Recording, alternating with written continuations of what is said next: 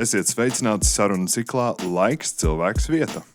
Šajā podkāstā mēs runāsim par kultūru un tās aktualitātēm ar dažādiem nozares profesionāļiem.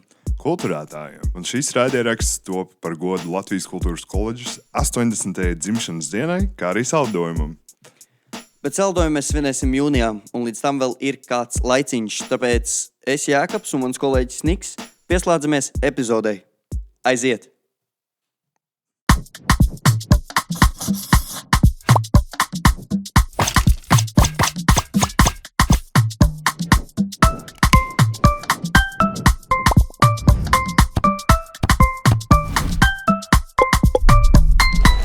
Esiet sveicināti sarunu ciklā Laiks, cilvēks, vieta. Šodien runāsim par vienu no interesantākajiem, bet vienlaikus arī pretrunīgākajiem procesiem Latvijas kultūra telpā, par Latvijas Kultūras akadēmijas un Latvijas Kultūras koledžas konsolidāciju. Šodien mums uz sarunu ir pievienojušies Diana Čivle, kas ir mūsu skolas Latvijas Kultūras koledžas direktore un producente, Sandis Kalniņš, producents un režisors, un Latvijas Kultūras koledžas pasniedzējs, kā arī Latvijas Kultūras koledžas students Niks Jokavickis, topošais producents un žanrfobijas izveidotājs. Tātad šodien runāsim par apvienošanos, un mūsu kā studentu starpā šī tēma ir parādījusies kā aktuāla diezgan nesen, taču zināms, ka tas nav nesens process. Pētot šo tēmu, es skatos, ka jau no 2000. gada sākuma iet runas par to, ka abas skolas varētu vai vajadzētu apvienot, un no 2011. gada mēs skatāmies akadēmijas aģentūru. Un tātad pagājušajā gadā, 25. gadā, notika konsolidācija. Varbūt mēs uzreiz varētu parunāt par to, kā tad īsti atšķirās tā aģentūra no tā, ka šobrīd mēs esam struktūra vienība akadēmijā. Droši vien jautājums man, jā? Jā. Es varētu teikt tā, ka šo konsolidācijas procesu, kā to sauc oficiāli pēc visiem dokumentiem, man labāk patīk saukt par tādu saplūšanu. Jo tāpēc, ka taisnība ir, ka tas jautājums par to, kādā statusā jādarbojās ir koledžai attiecībā pret Latvijas Kultūras akadēmiju, tas ir ļoti sens jautājums. Es teiktu, kopš pagājušā gadsimta beigām. Patiesībā 90. gados, tagad pētot Latvijas Kultūras koledžas 80 gadu jubilejas sakarā visus vēsturiskos materiālus, jau tur bija tādi tā kā aicinājumi akadēmijai apspriest to, vai tomēr koledžai nebūtu jābūt akadēmijas sastāvā. Bet aktīvāk tās runas sākās, kaut kur, varētu teikt, 20. gadsimta pirmās 10 gadus vidū. Droši vien, ka iemesli tajā brīdī bija dažādi un varbūt citi nekā tagad. Jo šobrīd, tad, kad mēs veicam šo konsolidācijas procesu, patiesībā iemesli ir vairāki un, manuprāt, ļoti jēgpilni īstenībā. Jo es pati varētu teikt no savu viedokļu skatoties, ka viss šis saplūšanas process ir tāds ļoti dabīgs un organisks. Kāpēc? Pirmkārt, tāpēc, ka koledža jau visu laiku ir bijusi saistībā ar akadēmiju. Arī tad, kad koledža bija juridiskajā statusā aģentūra, tā bija Latvijas Kultūras akadēmijas aģentūra. Tā kā mēs jau bijām ļoti tuvu, bet tomēr mēs bijām juridiski nodalīti. Tā bija abas augstskolas, un katra bija atsevišķa juridiska vienība.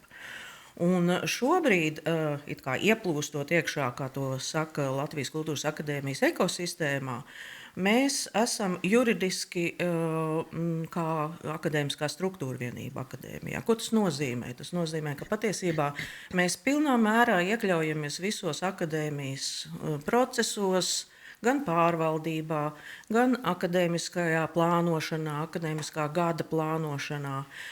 To mēs darām jau kopā ar visām citām akadēmijas programmām un visiem citiem līmeņiem. Jo tāpēc, ka, kā zināms, tagad, ja paskatās no akadēmijas viedokļa, tad patiesībā Kultūras akadēmija šobrīd ir tā augstskola, kurā ir nodrošināti visi augstākās izglītības līmeņi.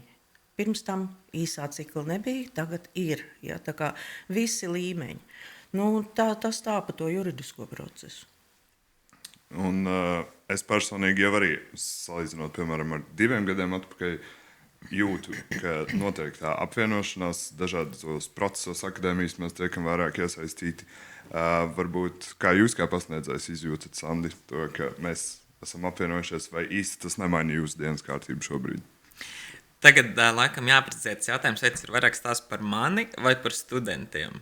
Jo, ja mēs runājam par mani, kā es to izjūtu, varbūt tad es to tā ļoti daudz neizjūtu. Tas mans ikdienas ritms vai tas mans ikdienas process tieši vadot lekcijas varbūt tik daudz nemainās. Jā, varbūt nāk papildus klāt kaut kāda resursa, kaut kādas iespējas, kaut kādas komunikācijas iespējas.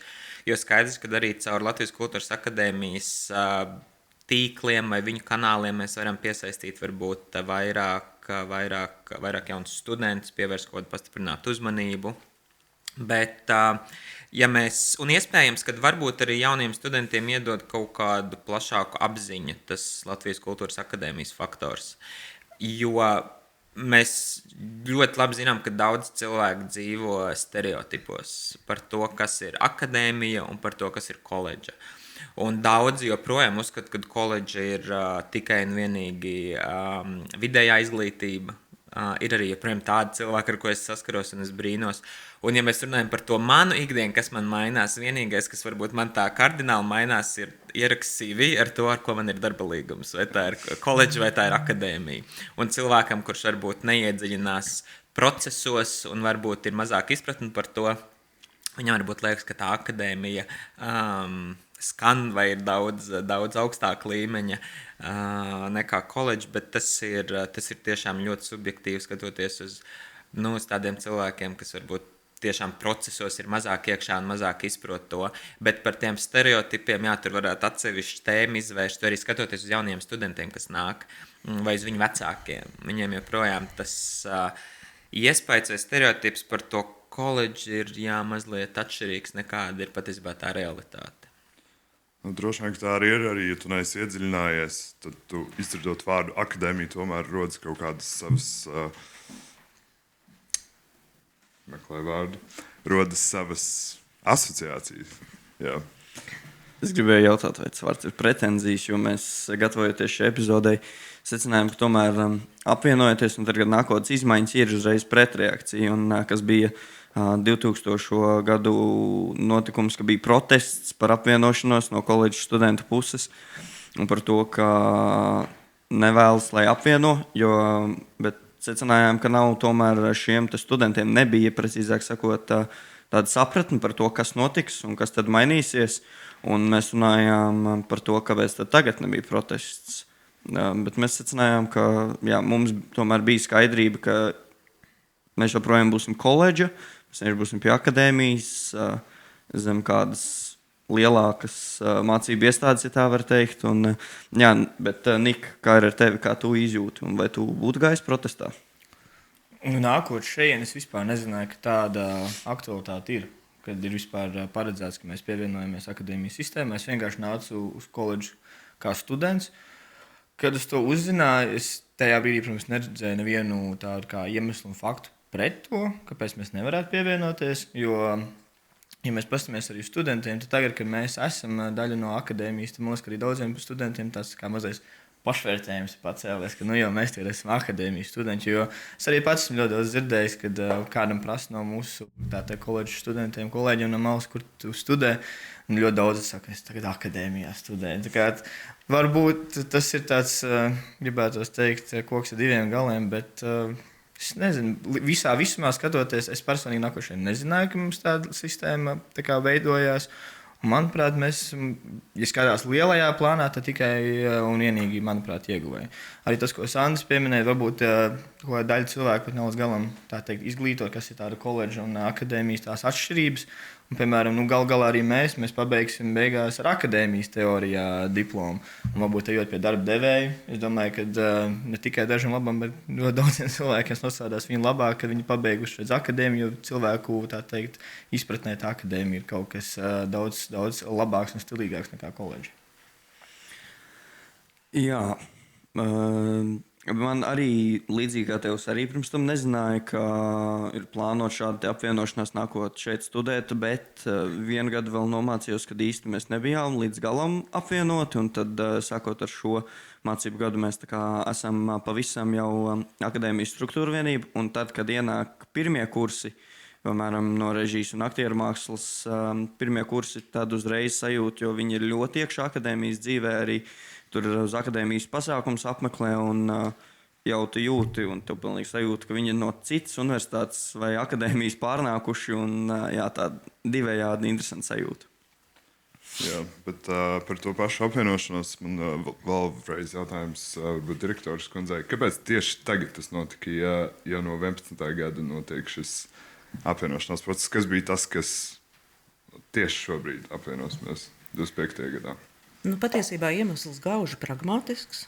Tās ir finanses, tas ir finansējums, ko bija iespējams saņemt šī projekta realizēšanai, jo tas ir atvesaļošanas fonda līdzekļi, kur atbilstoši tam, kā Latvijā vispār ir ieplānota augstākās izglītības attīstība, šis konsolidācijas process jau nenotiek tikai mums, akadēmijai ir koledža. Tas notiek daudzās iestādēs un daudzās augstākās izglītības iestādēs.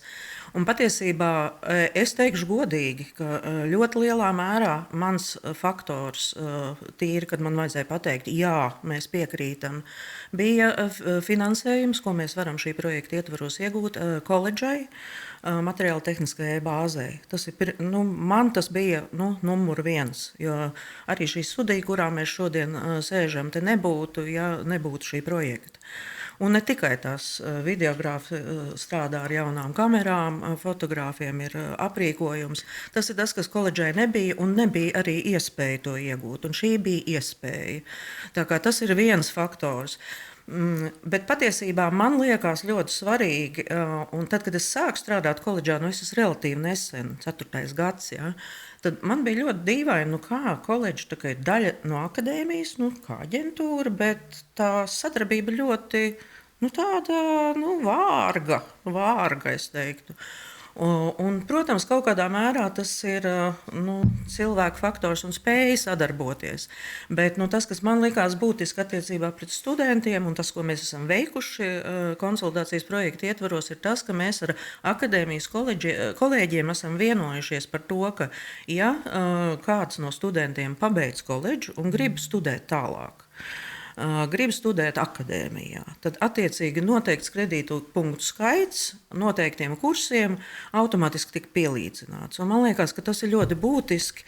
Varbūt tas uzreiz nenozīmē, ka koledžas studenti uzņems 2. kursā vai 3. kursā, bet ir būtiski, ka ir tās lietas, ko mēs esam savstarpēji vienojušies, arī nevieglās, bet tādās diskusijās, jo, un te jau tika pieminēts tas koledžas status, ko ļoti daudz īsti neizprot līdz galam, ka tā tiešām ir augstākā izglītība. Un, manuprāt, arī vēl viens faktors, ka ir profesionāla augstākā izglītība un akadēmiskais virziens. Un te ir mazliet tāda spriedze, jo līdz galam tā izpratne vēl turpina pilnveidoties par to, kas ar mums un akadēmijas kolēģiem ir tādā pasniedzēja līmenī. Ko īsti nozīmē, kāda ir tā atšķirības ar šo profesionālo augstāko izglītību un īsā cikla programmām un akadēmiskām programmām. Bet tajā pašā laikā tā diskusija ir uzsākusies, viņa ļoti auglīgi un veiksmīgi uzsākusies, tā izpratne vairojās, un līdz ar to arī vairojās tas, ka koledžas studenti, ja tiešām izlēma vairāk iet tajā akadēmiskajā pētniecības virzienā, var doties studēt akadēmijā. Jo līdz šim tas bija mazliet citādāk. Lielākā daļa koledžas studentu aizgāja uz EKU. Šobrīd vēl arī aiziet. Ja? Tā kā tas darbs ir jāturpina. Ja? Tā kā es domāju, ka, kā lai saka, ja turpina tā šķetināt pa diedziņām, ja, un meklēt tos pozitīvos momentus, kas šajā saplūšanas procesā ir, tad tādus var atrast ļoti daudz. Bet, protams, ka mēs nevaram teikt, lai arī tas konsolidācijas projekts beigsies 31. maijā, mēs nevaram pateikt, ka darbs ir pabeigts. Tam ir jāturpinās visu laiku un jāmeklē šie ceļi. Jo Jo tāpēc, ka abām augstskolām jau ir jāpierod, ka mēs esam kopā. Es pat dažkārt esmu teikusi, ka mēs esam, man liekas, vairāk iekonsolidējušies akadēmijā nekā akadēmija ir pieņēmusi koledži. Jo akadēmijai ļoti daudz, kur vēl paliek tā, ka mums taču ir arī koledži. Tāds tā kā arī tāds, neaizmirsīsim. Ja? Tam ir jābūt jau tādā kopīgas plānošanas un stratēģijas līmenī, jo tad tas aizies daudz veiksmīgāk. Tur ir darbiņš vēl darāms.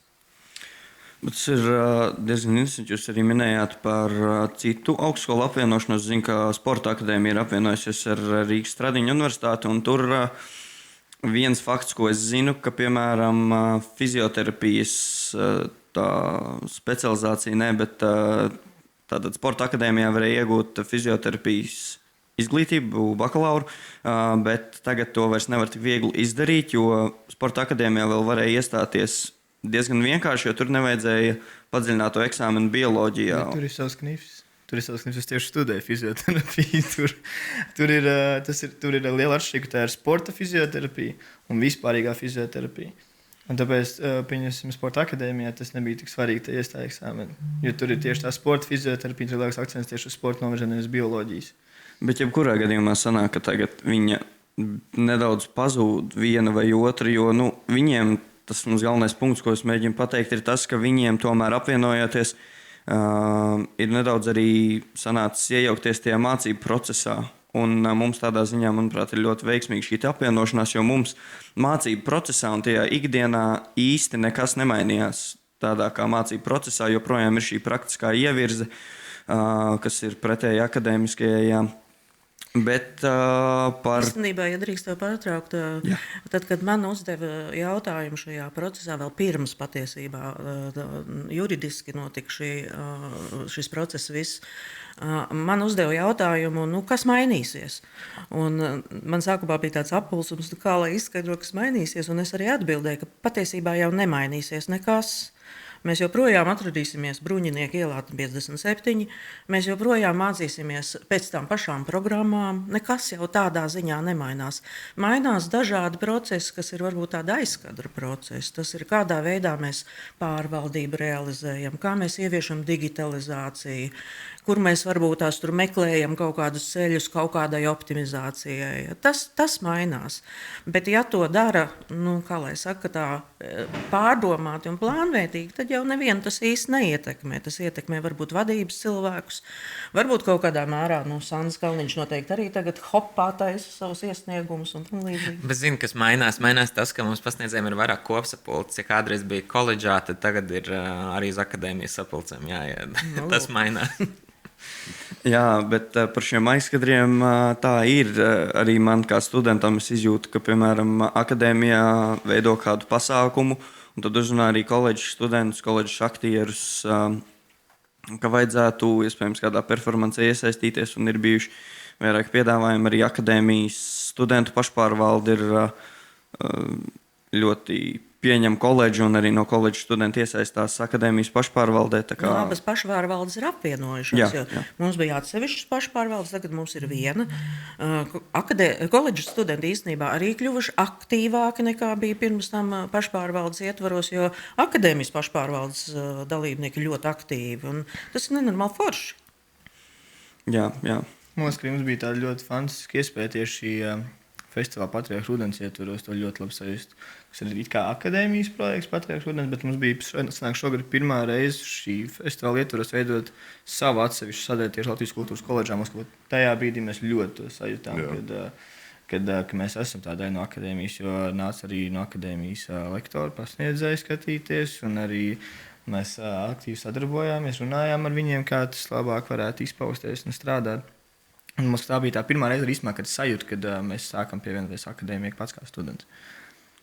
Un arī 1. septembrī šogad mums bija pirmais pasākums Miera ielā, un tad mēs nācām šeit. Es gan nezinu, cik daudz no koledžas bija aizgājuši turien, jo daudz bija pārsteigti, ka ir tagad jāiet uz Miera ielu.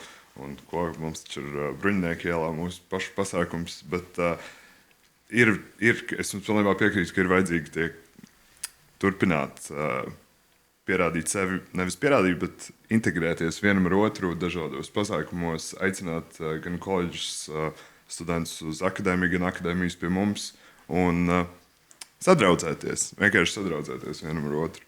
Un tad jau tas viss arī aizies. Bet kā jūs jūtaties par pašu koledžas identitāti? Es gribēju nedaudz pieskarties tam. Tas ir droši vien arī tas, uz ko tu vedi tajā brīdī, kad tu teici par to sporta akadēmijas apvienošanos ar Stradiņiem. Jo man jau liekas, ka mums koledžā ir diezgan spēcīga tā sava identitāte. Un vai jums nav bail, ka tas kaut kur izšķīdīs akadēmijas vidē? Tas ir jautājums visiem. Nu, es varu iesākt šo sarunas daļu ar to, ka īstenībā viens no nosacījumiem konsolidācijai bija, ka Latvijas kultūras koledža saglabā savu identitāti, saglabā savu zīmolu, saglabā savu seju. Ja? Un es domāju, ka to jau veidojam mēs paši. Un cik lielā mērā mēs viņu zaudēsim paši ainīgi. Ja? Bet tai pašā laikā, protams, ka ir daudzas lietas, kuras nāk klāt. Ja, jo arī jūs sēžat krekliņos ar akadēmijas jauno identitāti. Ja. Tā kā šis zīmols mainīsies, mēs mainīsimies tam līdzi, bet jau kopā. Jo mēs arī kopā mainamies, kopā plānojam, un tas ir tas būtiskais. Jo no tāda viedokļa, man liekas, tas process tiešām ir ļoti tāds dabisks. Jo man liekas, tas ir tas, ko Diana arī saka. Tas ir tas, ko es vienmēr arī studentiem saku par jebkādu iesaisti. Viss ir tikai un vienīgi atkarīgs no jūsu gribas. No jūsu gribas iesaistīties un no jūsu gribas saglabāt šo identitāti. Jo tas ir iemesls, kāpēc mēs gājām arī 2011. gadā protestā. Ja mums bija bailes par to, viens no iemesliem, kāpēc, jo bija bailes par šo identitātes zaudēšanu. Un šeit mēs nevaram paredzēt. Ne, tas jautājums ir par to, vai mēs par to satraucamies. Es personīgi nesatraucos, jo man ir cerība, ka esošie studenti to nepieļaus, ka viņi saglabās šo identitāti. Līdz ar to man tās bažas varbūt nav tik lielas, jo man ir tāda iekšēja ticība mūsu studentiem. Bet, Sandra, tu saki, ka tu pazaudēji identitāti, bet pastāst labāk, kāds tev plakāts bija rokās. Jā, es cerēju, ka man kāds vēl pajautās šo jautājumu par šo piketu. Es pieļauju, ka mēs vēl parunāsim. Jā, mēs pieskarsimies. Jā, es tieši domāju, ka ir jāplec laikam atpakaļ, bet Nik, tad pabeigsim iepriekšējo jautājumu, kā ar tevi par identitātes pazaudēšanu. Man liekas, tas ir tāds, skatās no cilvēka aspekts, tāds psiholoģiskais aspekts. Man liekas, manuprāt, arī tīpaši tas ir visā pasaulē, protams, mums latviešiem, manuprāt, mazliet izteiktāk ir, kad ir līdz kaut kādas izmaiņas, vai kaut kas mainās. Tas pats rebrandings, kā mums tagad noticis akadēmija un koledžas, tas uzreiz kaut kas ārprātīgi slikts, ārprātīgi šausmīgs un nekādā gadījumā. Bet tad, kad tas notiek, tad īstenībā tas ir visu skatoties mums cilvēkiem. Un šeit ir, man liekas, arī labs piemērs tam visam, kad nav jau nemaz tik slikti, nav galīgi slikti, bet vienkārši tas pirmā tā reakcija ir tāda, ka mums tas nav nepieciešams un kas tāds ir un fuj un nē. Bet tomēr tad man ir tas provokatīvais jautājums jums, kāpēc tad jums nav tās tie koledžas krekliņi? Ļoti labs jautājums. Bet, ir par ko padomāt. Kāpēc mums? Jā, mums ir viela pārdomām, par to mēs vēl aizkadrā ar Niku parunāsim, bet jā, mūsu pieminētais pikets un protests 11. gadā. Sandis ir piedalījies. Varbūt var nedaudz vairāk pastāstīt, kā tas notika, kāpēc notika. Un par to plakātu. Un par to plakātu, jā, tas pikets bija episks. Tas bija laikam viens no manām, vispār koledžas laiks, es esmu koledžas absolvents, un vispār tas bija skaidrs, ka viens no maniem tiešām spilgtākajiem posmiem vispār manā dzīvē un arī studiju procesā, jo es pabeidzu koledžas, pabeidzu bakalauru, maģistrantūru, tagad doktorantūrā studēju, bet tas, kas bija tas koledžas laiks, tas tiešām bija tāds visbagātīgākais. Un ja man kāds, nevis kāds, bet ja jūs man jautājat, kāpēc mēs gājām piketā, man nav tādas juridiskas atbildes. Jo mēs toreiz bijām jauni studenti, mums bija, man un kursbiedriem bija 20 gadi, un mums bija ļoti liels bailes, ka mēs pazaudēsim to koledžas garu, kas bija. Jo tas, kas šeit notika koledžā un visu tā laika absolventi un vēl pirms manis viņi to atcerās, tas bija kaut kas fenomenāls. Tā dzīve, kas bija tajā laikā koledžā tas bija kaut kas fantastisks. Un mums tiešām bija bail, ka mēs to pazaudēsim. Mēs nezinājām šos, arī neiedziļinājāmies varbūt pietiekami šajos juridiskajos iemeslos par to, ka mums tur varbūt pasniedzēja kaut ko teica, bet mums bija tiešām tās milzīgās bažas, ka mēs zaudēsim identitāti, ka pārņems akadēmiju šo visu. Un mums vairs nebūs šīs radošās brīvības, kas mums bija koledžā. Bet, jā, un tad mēs visi kooperējāmies. Mums bija ļoti aktīvs studentu pašpārvaldes vadītājs tajā laikā, un mums bija plakātu darbnīca.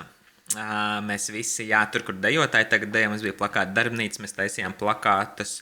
Man bija afiša, ja nebūs režisori, nebūs dziesmu svētku. Un tas tāds ļoti zīmīgs plakāts, un es atceros, mēs ar to plakātu stāvējam, un tieši viena deputāte arī pie mums nāca un tieši runāja par šo tēmu. Jā, es jūs saprotu, ka režisori ir vajadzīgi, lai būtu dziesmas svētki. Tā arī ir. Un tā sajūta, kas toreiz bija tajā piktā, es laikam tik saliedēts, tik saliedēts ar kaut ko, man liekas, pēc šiem gadiem tiešām nav bijis neviens tāds notikums, kur tu jūties, varbūt nesenais pikets Domlaukumā, bet tā sajūta tiešām bija tāda, ka mēs varam, ka tur bija tā griba, tur bija tā studentu griba par tām savām vērtībām pastāvēt. Tas ir ļoti interesanti, jo arī man šķita varbūt tā nesmieklīgi, bet amizanti, ka tavs plakāts bija nebūs režisori, nebūs dziesmu svētki, un tagad jaunieši 13. skolu jaunatnes dziesmu deju svētki, kas tikko bija.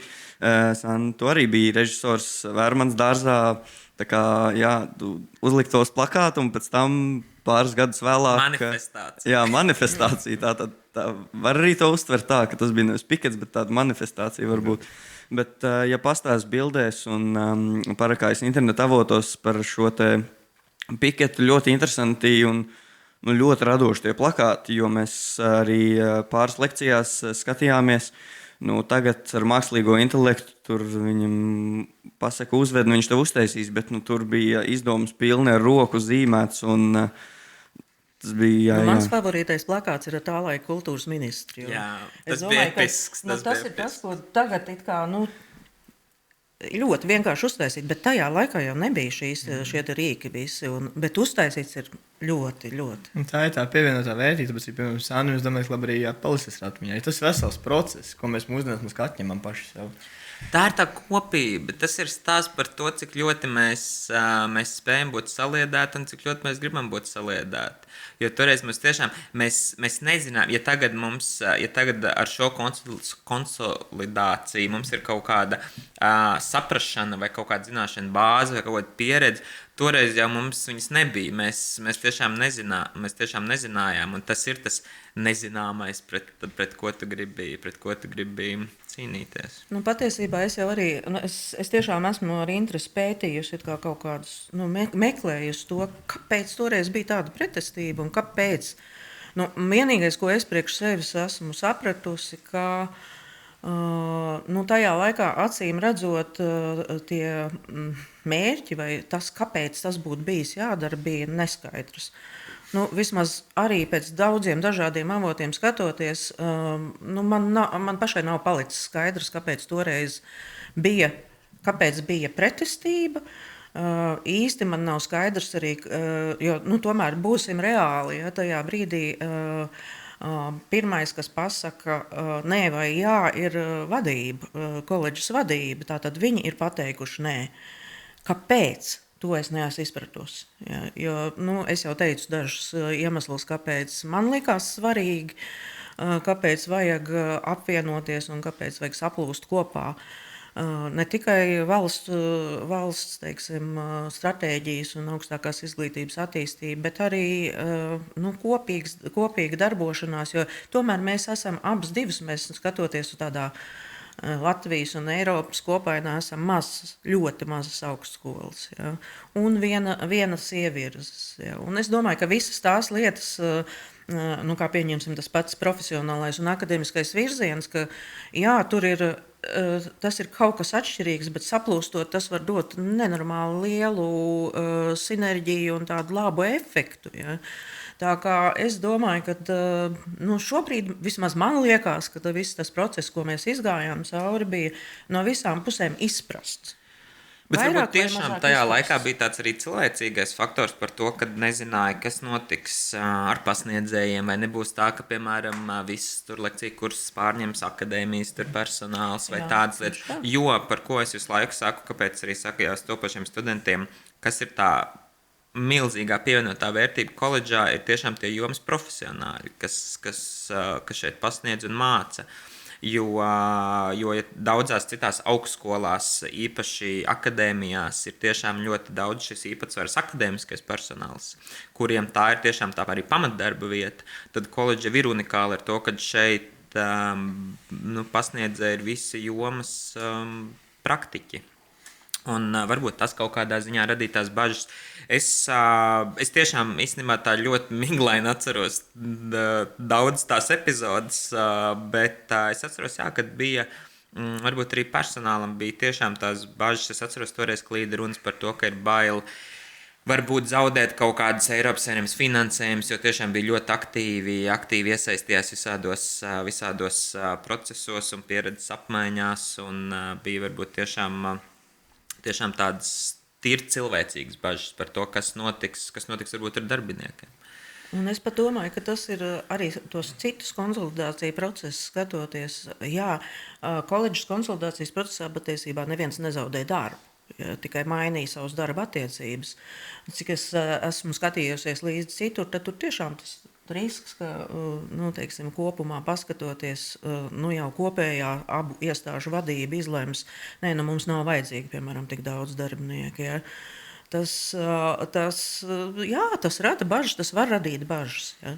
Koledžas gadījumā man liekas, ka es vienmēr esmu teikusi, ka kultūras darbinieki un tie, kas strādā kultūras jomā, ir viena no tiem cilvēkiem, kas prot nenormāli efektīvi strādāt, ļoti labi organizēt darbu, un tāpēc arī mūsu kompaktais un nelielais kolektīvs, tur jau nebija ko samazināt. Un būsim arī godīgi, augstākās izglītības iestādēs kultūras jomā, pasniedzēja darbs ir misijas darbs. Tas nav tāds, tā teikt, tu to nedari neprātīgi augstā atalgojuma dēļ, vai ne? Tas ir reāli tāds misijas darbs. Ne tikai misijas darbs, jo patiesībā mēs labi zinām, ka darbs kultūras jomā ir dzīvesveids ļoti lielā mērā arī. Un par tām bažām es vēl gribēju piebilst, ka tā ir vienkārši, ka jebkuras pārmaiņas, tās ir apgrūtinājums. Un ir ļoti svarīgi, manuprāt, kā tu to pasniedz, jo, ja mēs atceramies to 10. un 11. gadu, kāda vispār bija politiskā atmosfēra Latvijā, kas te vispār notika, un varbūt tiešām bija milzīga neskaidrība vienkārši no ministru kabineta, no kultūras ministrijas, kāpēc vispār kaut kas tāds ir vajadzīgs, jo arī vakar skatoties Latvijas televīzijas ziņu izlaidumu par pašiem protestiem, tur bija dažas intervijas ar jauniešiem, kas studē, un tiešām valdīja vienkārši ļoti liela neizpratne, priekš kam tas ir vajadzīgs, vai būs kaut kādi zaudējumi par tiem pašiem Eiropas naudām, ko jūs minējāt. Tā kā ir ļoti, ļoti svarīgi nevis tikai tas, ko jūs vēlaties piedāvāt, bet arī kā tas tiek pasniegts, vai viss ir skaidrs visām pusēm, jo tas vienmēr ir kompromiss kaut kādas savienošanās kopā. Tas ir ļoti precīzi, ko tu saki, jo, ja mēs paskatāmies uz jebkuru dzīves jomu, vai uz jebkurām politiskām maiņām, vai uz jebkurām izmaiņām, kur mēs vēlamies veikt kaut kādu reformu, viss ir atkarīgs no tā, kā mēs komunicējam. Un, jebkurā gadījumā cilvēkam vienmēr būs pretestība, līdz viņš sāk iedziļināties procesā. Tas ir tāpat kā, ar mediju-pratību, vai ne mēs izlasām virsrakstu, bet vai mēs esam izlasījuši pašu rakstu, bet mums jau ir viedoklis par to tēmu.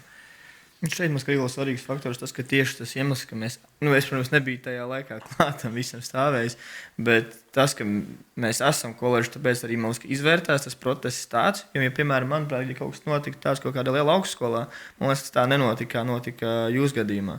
Tikai tāpēc, ka man liekas, ka tas ir tas plus, ko cilvēki nesaka koledžā, ka mēs esam salīdzinoši maz.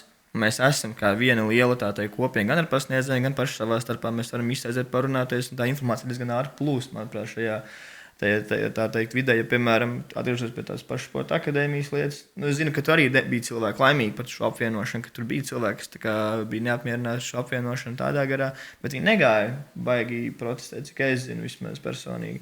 Bet šeit es domāju, ka vienkārši tā kopiena tik maza, ka vienkārši tas bija kā, ja viens iet, tad uzreiz arī viss. Es domāju, ja mums kaut kas tāds būtu, tad es domāju, ka šeit būtu diezgan līdzīga situācija, ņemot vērā, kāda ir pašreizējā koledžas studenti, ka mēs esam vienoti un kopīgi, tā teikt, roku rokā viens ar otru. Ja mācoties lielās augstskolās, tad 50% gadījumā pat nezinu, kas tev kursbiedri. Jo kāpēc es arī minēju, ka man tā baža par esošiem studentiem varbūt nav tik liela, jo es koledžā strādāju kā pasniedzējs no 2019. gada.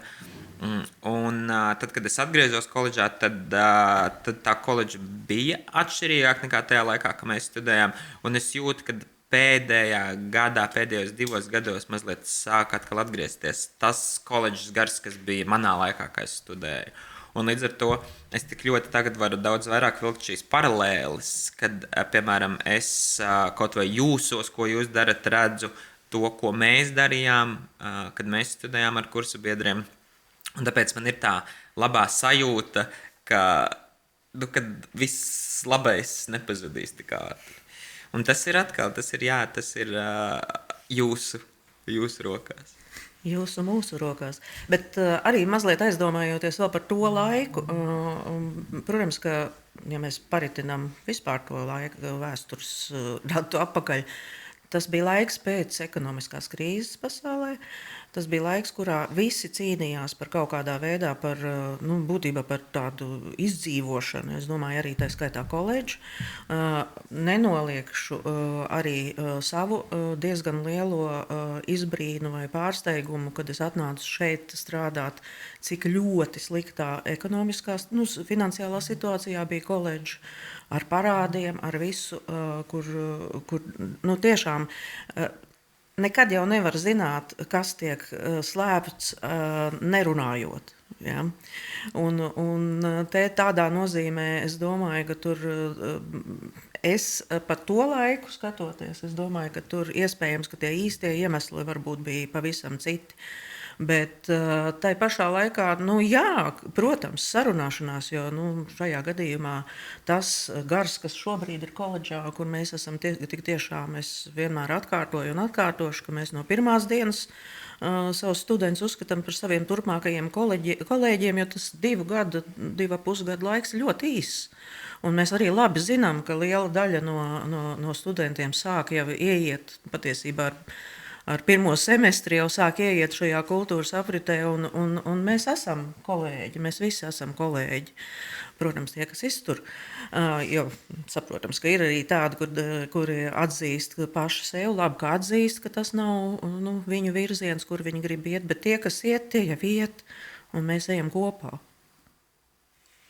Jā, manuprāt, ja mēs salīdzinām šo 11. gadu, kad bija protests, un tagad kāpēc tad īsti nebija. Mums tomēr bija tā skaidrība. Mums varbūt arī sākumā, piemēram, kursa ietvaros, es zinu, ka tad būs apvienošanās ar akadēmiju. Kāpēc? Un priekš kam? Bet tad pasaka, nekas jau nemainīsies. Joprojām būs koledži, joprojām būs praktiskā ievirze, un viss būs kārtībā. Un mums bija tā skaidrība. Mums pateica, ka nekas nemainīsies, un, ja mēs runājam par garu un tā saglabāšanu, šķiet diezgan interesanti, ka studenti par to uztraucās tajā laikā, jo lielā mērā tas ir atkarīgs no viņiem pašiem. Kā viņi saglabā un kā viņi cik daudz dara, vai viņi grib darīt.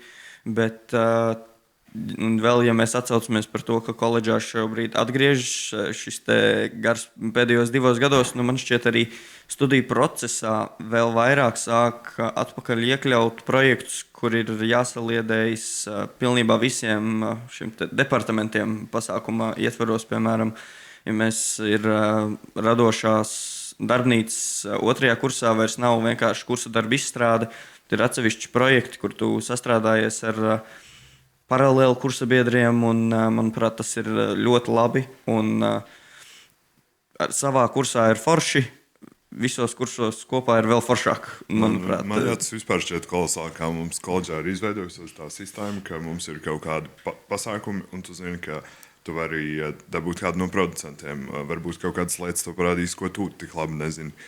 vai fotografija, videogrāfija. Katram ir darbs jāpieliek.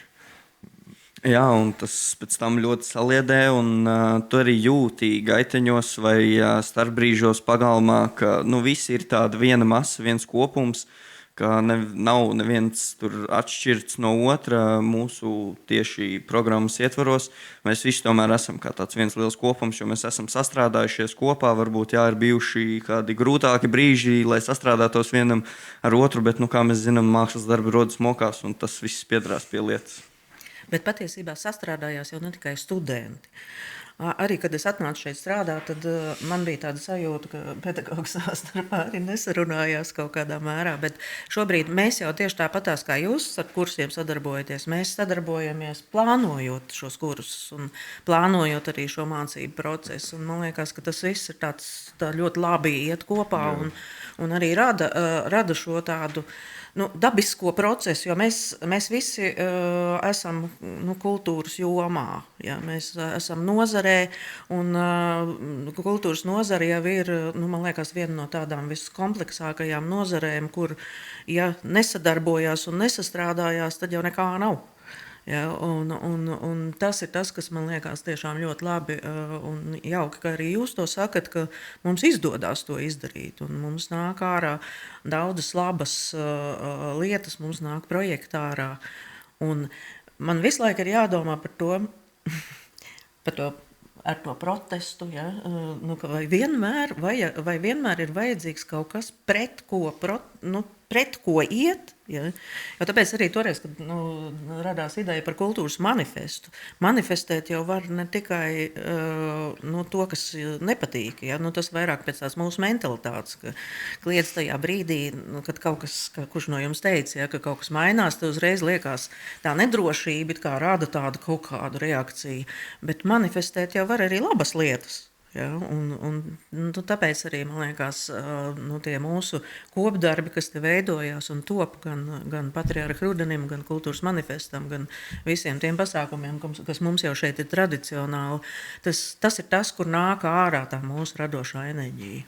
Jo papildinot, ko tu saki par tiem protestiem, man liekas, es noteikti neredzu neko sliktu tajā, ja cilvēki protestē. Tā ir pirmkārt demokrātiska valsts, un man liekas, ja tev ir kaut kāda savu vērtību sistēma, tad ir svarīgi, ka mēs to paužam. Un toreiz tieši tas arī bija. Mums bija tā mūsu vērtības sistēma, kas mums bija svarīga, ko mēs ļoti baidījāmies, ka viņi varētu sabrukt. Un tāpēc mēs gājām un paudām to savu viedokli. Bet tas ir superīgi. Man šķiet, ka demokrātiskā valstī ir jāpauž savs viedoklis, tāpēc kāda citādāk jāgan no demokrātijas. Jā, tā tas ir. Bet, manuprāt, mēs esam izskrējuši cauri apvienošanās tēmai. Kopumā esam sapratuši, ka pirms tam bija neskaidrība, tagad bija skaidrība, kas un kā notika. Sakām lielu paldies mūsu šodienas viesiem. Paldies jums! Paldies, Nik. Jā, paldies. Ļoti patīkam saruna par to, kā ir no katra skatu punkta, gan varbūt no vadības vairāk, vai no pasniedzēja, vai tieši mūsu mīļā studenta skatu punkta. Tā kā paldies jums liels. Paldies. Pirms mēs beidzam, man ir jautājums tev. Jā. Kāds tad ir tavs secinājums, tavs personīgais? Par apvienošanos? Ka ir baigi forši. Ir ļoti forši, un man tiešām patīk tas, ka mēs varam iet vēl plašāk, jo mums akadēmija vairāk iesaist savos procesos. Mēs varam, un kā Niks pirms tam minēja par to, ka akadēmija varbūt tik daudz nezin, kas ir koledži. Tā kā esmu ļoti apmierināts kā students ar šo. Tad tev būs jāliek viņiem uzzināt. Bet, ja drīkst pārņemt, tagad es būšu moderators. Akadēmijai vairāk jāuzzina. Jūs kā studenti, kā jūs uz priekšu redzat? Kas būtu jāizdara, lai tagad tā mūsu konsolidācija tā dabiski tur attīstītos tālāk? Es jau esmu ļoti pacelāts par vienu pasākumu, kas būs maijā koledžas programmā. Es nezinu, vai to drīkst teikt. Ja, bet būs pirmajam kursam arī. Tā kā mums bija koncerts, viņiem arī būs jārīko. Un viņi ir izdomājuši, ka viņi grib uztaisīt koncertu, kur uzstāsies gan koledžas mūziķi, gan akadēmijas. Un tad abas puses tiks ielūgtas, un mums būs tāds tā kā saliedēšanās pasākums. Viņi prezentēja mums to lekcijā pie mūsu daļas vadītājas Samantas. Un, viņi mūs uzaicināja, viņi teica, jums būs jāsaka savi viedokļi, un jums būs viņi asi jākritizē. Bet bija diezgan grūti kritizēt, jo man liekas, ka tā bija ļoti, ļoti forša doma un diezgan pārdomāta. Un man liekas, tas ir tāds foršs, pareizais solis pareizā virzienā. Man savukārt šķiet, ka ir ļoti svarīgi ne tikai mums iet ciemos pie viņiem un draudzēties ar viņiem, bet arī no otras puses, ka viņi tomēr nāk pie mums uz mūsu pasākumiem, apmeklē tos, iesaistās organizēšanā. Un jā, ka tomēr apusēji ir šī miedarbība, un tad jau, manuprāt, būs labi. Galvenais ir parādīt, manuprāt, kas ir mums kaut kādā veidā, kas nevar teikt, kas nav viņiem, tā teikt, un tagad tālāk, kas ir labāks, kas sliktāks, bet tiešām parādīt, ka mums ir tā, ko mēs tik ļoti šeit arī izsludinām, tā praktiskā darbošanās, kas, manuprāt, nav nekur citur, nevienā skolā, augstskolā, akadēmijā, koledžā Latvijā. Un tad tādu mērķi arī viņiem to pasniegt, ka, hei, mums ir tik foršas, tā teikt, praktiskas iespējas, mēs tik daudz darbojamies, nākat palīdzēt mums, nāk skatīties, ko mēs šeit darām. Un tas arī vienīgais veids, jo,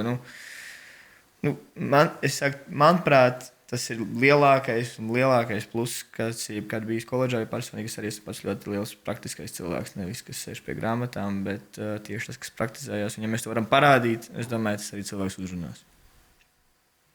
Paldies! Paldies! Paldies!